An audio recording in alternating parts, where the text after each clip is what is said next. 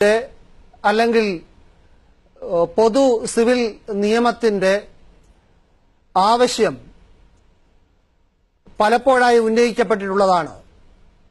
വിവാഹത്തിനും വിവാഹമോചനത്തിനും സ്വത്തവകാശത്തിനും ഒക്കെ ഒരു പൊതു നിയമം രാജ്യത്ത് ബാധകമാകുന്നത് എങ്ങനെ വർഗീയതയ്ക്ക് വളമിടുന്നതാവും?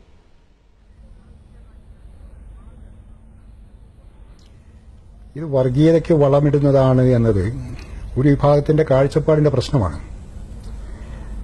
ഇപ്പോൾ ഇവിടെ പറഞ്ഞു കേട്ടു, മുഗൾ ഭരണകാലം തൊട്ട് ബ്രിട്ടീഷ് ഭരണകാലം വരെയുള്ള കാലത്തൊക്കെ ഉണ്ടായിരുന്ന പ്രശ്നങ്ങൾ.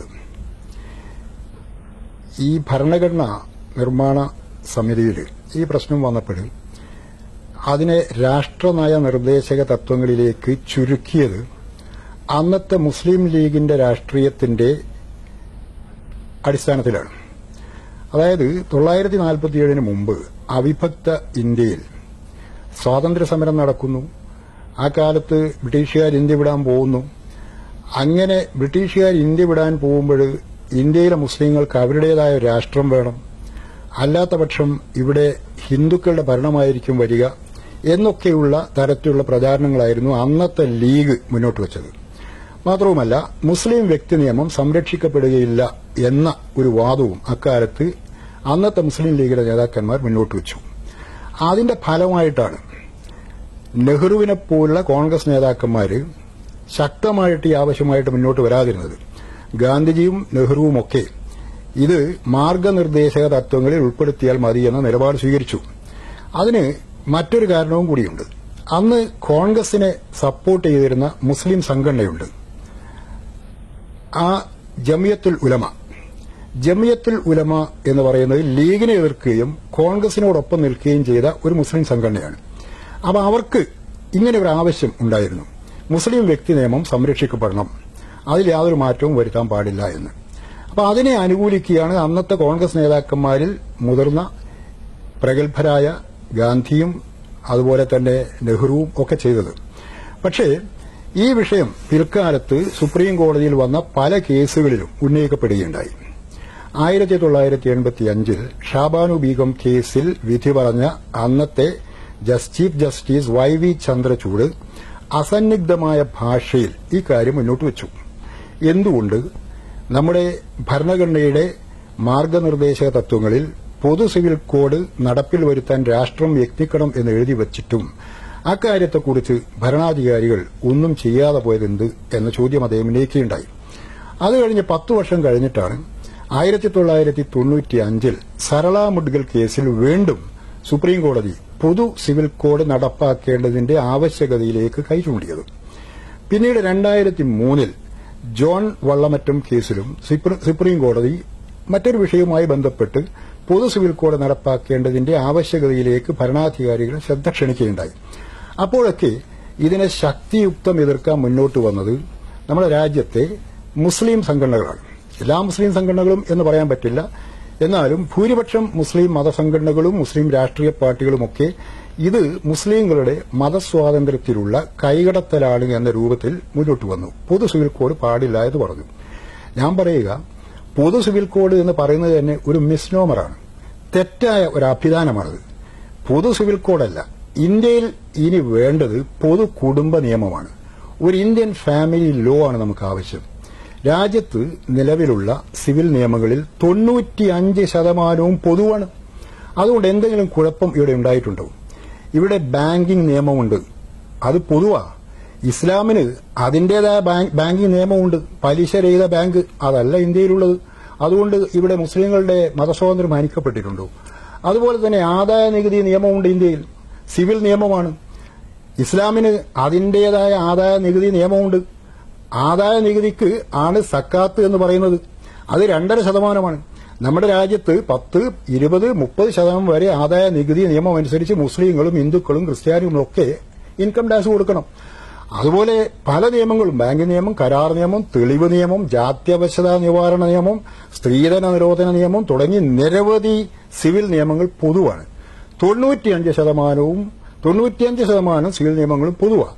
ഇനി ആകെ 1948 ഈ കോൺസ്റ്റിറ്റ്യൂവന്റ് അസംബ്ലിയിൽ ചർച്ച നടക്കുമ്പോൾ അംബേദ്കർ പറഞ്ഞതുപോലെ 2-3 കാര്യങ്ങൾ മാത്രമാണ് പൊതുവാക്കാനുള്ളത്. അതൊന്ന് വിവാഹം, മറ്റൊന്ന് സ്വത്തവകാശം. ഇങ്ങനെ 2-3 കാര്യങ്ങൾ മാത്രമാണ് മുസ്ലിങ്ങൾക്ക് പ്രത്യേകമായിട്ട് ഓരോ വിഭാഗത്തിനും പ്രത്യേകമായിട്ട് നിലവിലുള്ളത്. ഇതിനെ നമ്മൾ ഏതെങ്കിലും ഒരു കക്ഷി രാഷ്ട്രീയത്തിന്റെയോ വർഗീയ രാഷ്ട്രീയത്തിന്റെയോ അടിസ്ഥാനത്തിൽ കാണുന്നതിന് പകരം, അല്ലെങ്കിൽ BJPക്കാർ പറയുന്നത് പോലെ ദേശീയോത്ഗ്രഥനത്തിന്റെ പ്രശ്നമായി കാണുന്നതിന് പകരം, മുസ്ലിം വർഗീയ പാർട്ടികൾ പറയുന്നത് പോലെ ശരീഅത്തിന്റെ പ്രശ്നമായിട്ട് കാണുന്നതിന് പകരം കാണേണ്ടത് സ്ത്രീ പുരുഷ സമത്വത്തിന്റെ, ലിംഗസമത്വത്തിന്റെയും ലിംഗനീതിയുടെയും പ്രശ്നമായിട്ടാണ്. ഇവിടെ ലിംഗനീതി എന്തുകൊണ്ടാണ് ഇപ്പോൾ ശ്രീ അഷ്റഫ് കടയ്ക്കൽ ചൂണ്ടിക്കാണിച്ചതുപോലെ ഇത് എങ്ങനെ ആരോഗ്യകരമായി ഒരു പരിസമാപ്തിയിലെത്തിക്കാം, എന്തുകൊണ്ട് ഇക്കാര്യത്തിൽ ശരിയായ ഒരു ചർച്ച നടക്കാതിരിക്കുന്നു? ഇതിനൊരു വിഷയം ഉയർന്നു വരുമ്പോൾ തന്നെ അതിന്റെ പേരിൽ രാഷ്ട്രീയ പ്രത്യാരോപണങ്ങൾ ഉണ്ടാവുന്നതാണോ പ്രശ്നം?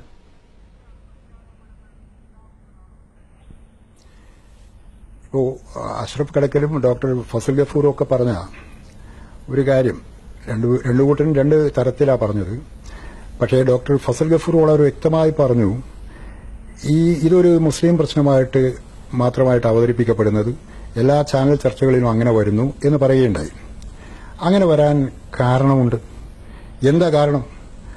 ഇപ്പോൾ 985 ഷാബാനു ബിയം കേസിലെ വിധി, 995 സലാമുഡികൾ കേസിലെ വിധി, 2003 ജോൺ വളമറ്റും കേസിലെ വിധി, ഇതിലൊക്കെ സുപ്രീം കോടതി പൊതു സിവിൽ കോഡിന്റെ ആവശ്യകതയിലേക്ക് വിരൽ ചൂണ്ടിയപ്പോൾ അതിനെതിരെ ഇവിടെ മുന്നോട്ട് വന്നത് മുസ്ലിം സംഘടനകൾ മാത്രമാണ്. ഒരൊറ്റ ക്രൈസ്തവ സംഘടനയും മുന്നോട്ട് വന്നിട്ടില്ല, ഒരു പാർസി സംഘടനയും മുന്നോട്ട് വന്നിട്ടില്ല, മറ്റൊരു മതത്തിന്റെയും സമുദായത്തിന്റെയും ആൾക്കാർ പൊതു സിവിൽ കോഡ് വേണ്ട എന്ന് പറഞ്ഞു വന്നിട്ടില്ല. ഇപ്പൊ നോക്കുക, മുസ്ലിം ലീഗ് ET മുഹമ്മദ് ബഷീറിനെ പോലുള്ള നേതാക്കന്മാരാണ് വന്നിട്ടുള്ളത്. അതുപോലെ മറ്റു സംഘടനകളൊക്കെ വരും, ജമാഅത്തെ ഇസ്ലാമി വരും, മുജാഹിദുകളും അവരൊക്കെ വരും. കേരളത്തിൽ VM സുധീരനും വന്നു. അതെ കോൺഗ്രസ്, അത് VM സുധീരൻ വാസ്തവത്തിൽ ചരിത്രം മനസ്സിലാക്കാത്തതുകൊണ്ട് വരുന്നതാണ്. 1964 അതായത് നെഹ്റു അന്തരിക്കുന്നതിന് മുമ്പ്, 1964 മെയ് 27 പ്രധാനമന്ത്രിയായ നെഹ്റു അന്തരിക്കുന്നത്. അതിനു മുമ്പ് 1963, 62 കാലഘട്ടത്തിലൊക്കെ ഇന്ത്യൻ നാഷണൽ കോൺഗ്രസിന്റെ പ്രമുഖ നേതാക്കന്മാരിൽ ഒരാളായിരുന്ന, കേന്ദ്ര വിദ്യാഭ്യാസ മന്ത്രിയായിരുന്ന ചഗ്ല, MC ചഗ്ല, മുഹമ്മദ് കരീം ചഗ്ല എന്ന് പറയുന്ന മുസ്ലിം നേതാക്കന്മാരൊക്കെ ഇവിടെ മുസ്ലിം വ്യക്തി നിയമം പരിഷ്കരിക്കണം, പൊതു സിവിൽ കോഡ് കൊണ്ടുവരണം എന്ന് ആവശ്യപ്പെട്ടിട്ടുണ്ട്. ആവശ്യപ്പെടാൻ കാരണം എന്താ? 1961 പാകിസ്ഥാനിൽ മുസ്ലിം കുടുംബ ഓർഡിനൻസ് നിലവിൽ വന്നു. 1961 വരെ പാകിസ്ഥാനിൽ നിലവിലുണ്ടായിരുന്നത് 1937 1939 ബ്രിട്ടീഷ് ഇന്ത്യയിൽ പാസാക്കപ്പെട്ട മുസ്ലിം വ്യക്തി നിയമങ്ങളായിരുന്നു. അത് പ്രാകൃതമാണ് എന്ന് മനസ്സിലാക്കിയിട്ട് 1961 അയ്യൂബ് ഖാന്റെ ഭരണകാലത്ത് അവിടെ മുസ്ലിം കുടുംബ നിയമ ഓർഡിനൻസ് വന്നു. അതനുസരിച്ച് അവിടെ ബഹുഭാര്യത്വം കർശനമായി നിയന്ത്രിക്കപ്പെട്ടു. ബഹുഭാര്യത്വം ആർക്കെങ്കിലും ഒന്നിലേറെ ഭാര്യമാരെ സ്വീകരിക്കണമെങ്കിൽ ആദ്യത്തെ നിലവിലുള്ള ഭാര്യയുടെ അനുമതി വാങ്ങണം. മാത്രവുമല്ല കോടതി മുഖേന വേണമത്. അതുപോലെ വിവാഹമോചനത്തിനും നിയന്ത്രണം വന്നു. ട്രിപ്പിൾ തലാക്ക് നിയന്ത്രിക്കപ്പെട്ടു. ഇനി ഈ ട്രിപ്പിൾ തലാക്കിന്റെ കാര്യം പറയുന്നുണ്ടല്ലോ, ട്രിപ്പിൾ തലാക്ക് എപ്പോഴാ വന്നത്? ട്രിപ്പിൾ തലാക്ക് എന്ന് ഇംഗ്ലീഷിൽ പറയുന്ന, മലയാളത്തിൽ മുത്തലാക്ക് എന്ന് പറയുന്ന ഏർപ്പാട് വരുന്നത് 2ാം ഖലീഫ ഉമറിന്റെ കാലത്താ. 2ാം ഖലീഫ ഉമർ എന്തിനാ ഇത് കൊണ്ടുവന്നതെന്ന് അറിയണം. 2ാം ഖലീഫ ഉമർ ഇത് കൊണ്ടുവന്നത് പുരുഷന്മാരെ സഹായിക്കാനല്ല. പുരുഷന്മാര് അവരുടെ ഭാര്യമാരെ പല മട്ടിൽ ദ്രോഹിച്ചപ്പം അത്തരം പുരുഷന്മാരിൽ നിന്ന് ആ ഭാര്യമാരെ, സ്ത്രീകളെ വിമോചിപ്പിക്കുക എന്ന സതുദ്ദേശത്തോടു കൂടിയാണ് ട്രിപ്പിൾ തലാക്ക് കൊണ്ടുവന്നത്. യഥാർത്ഥത്തിൽ ഇസ്ലാം പിന്തുടർന്നു പോകുന്ന തലാക്ക് എന്ന വിവാഹമോചനം എന്ന് പറയുന്നത് 3 ഘട്ടങ്ങളിലായിട്ട് നടക്കണം. 3 മാസം 3 ആർത്തവകാലം കാത്തു നിൽക്കണം വിവാഹമോചനം പൂർത്തിയാകാൻ. ആദ്യത്തെ ഒരു തലാക്ക് കൊണ്ട് അത് പൂർത്തീകരിക്കപ്പെടുന്നില്ല. അങ്ങനെ ഒരു തലാക്ക്, ഒരു വിവാഹമോചനം നടത്തിയാൽ വീണ്ടും പുരുഷന് വേണമെങ്കിൽ ആ സ്ത്രീയെ തിരിച്ചെടുക്കാം. അങ്ങനെ 3 തവണ 3 മാസത്തിന്റെ ഇടവേളയിൽ നടത്തി 3ാമത്തെ മാസവും യാതൊരു അനുരഞ്ജനവും സാധ്യമല്ല എന്ന് തോന്നിയാൽ മാത്രമാണ് അത് അങ്ങനെയാവുന്നത്. അങ്ങനെയുള്ള ഒരു നിയമം നിലനിൽക്കെ ഖലീഫ ഉമറിന്റെ കാലത്ത് പുരുഷന്മാർ എന്തു ചെയ്തു? ആദ്യം വിവാഹമോചനം, 1ാം തലാക്ക് ചൊല്ലും, എന്നിട്ടും സ്ത്രീകൾ ദ്രോഹിച്ചുകൊണ്ടിരിക്കും. 2ാം മാസവും ഇത് തന്നെ, സ്ത്രീകളെ ദ്രോഹിച്ചുകൊണ്ടിരിക്കും. അങ്ങനെ 3 മാസം സ്ത്രീകളെ ദ്രോഹിക്കുവാനുള്ള അവസരം പുരുഷന്മാർക്ക് കിട്ടുന്നു എന്ന് മനസ്സിലാക്കിയിട്ടാണ് ഖലീഫ ഉമർ പറഞ്ഞത്, ഇങ്ങനെയുള്ള ഘട്ടങ്ങളിൽ നിങ്ങൾ 1, 2, 3 തലാഖ് ഒന്നിച്ചു ചൊല്ലി ഇവരെ ഒഴിവാക്കണമെന്ന്. എന്ന് വെച്ചാൽ ഉദ്ദേശം സ്ത്രീകളെ സഹായിക്കുക എന്നായിരുന്നു. സ്ത്രീ പക്ഷത്ത് നിന്നുകൊണ്ട് ആ ഖലീഫ ഉമർ അത് ചെയ്തത്. ഇന്ന് നമ്മുടെ നാട്ടിൽ ട്രിപ്പിൾ തലാഖിന് വേണ്ടി വാദിക്കുന്നവര് ഇപ്പോ ഇവിടെ പറഞ്ഞല്ലോ, ഈ അനഫിയിൽ മാത്രമല്ല ഉത്തരേന്ത്യയിലെ മുസ്ലിങ്ങളെ അനഫി ശാഖ പിന്തുടരുന്നത്. നമ്മുടെ ദക്ഷിണേന്ത്യയിൽ ഭൂരിപക്ഷം മുസ്ലിങ്ങളും ഷാഫി ശാഖയാണ് പിന്തുടരുന്നത്. അതൊക്കെ സുന്നി മുസ്ലിങ്ങളാ. സുന്നി മുസ്ലിങ്ങൾ മാത്രമല്ല ഇന്ത്യയിലുള്ളത്. ഷിയ മുസ്ലിങ്ങൾക്ക് അനഫിയുമില്ല, ഷാഫിയുമില്ല, മാലിക്കുമില്ല, അൻബരിയുമില്ല. അവര് പിന്തുടരുന്നത് ഇത്നാശരിയും അതുപോലെ ഇസ്മായിലി, ഈ 2 നിയമശാഖകളാ.